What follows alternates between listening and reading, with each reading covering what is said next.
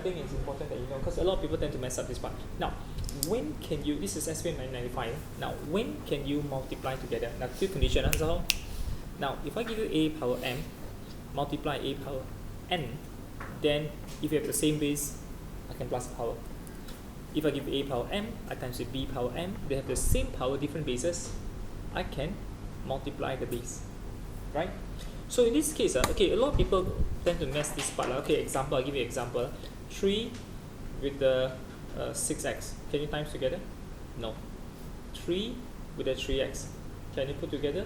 Yes. What do you get? 3 power 1 plus x. If I give you 2x with the 3x, what do you get? Answer?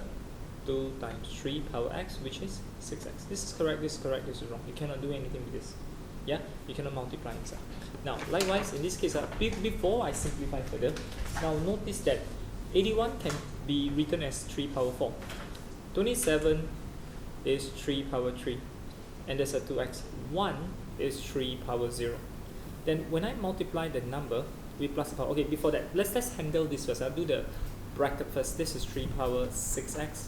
Yeah, and then this is 3 power 0. When you multiply this, you plus the power. Remember another thing, a power m power n is a power m times n. This one, multiply first, then only you plus, and this is 3 power 0.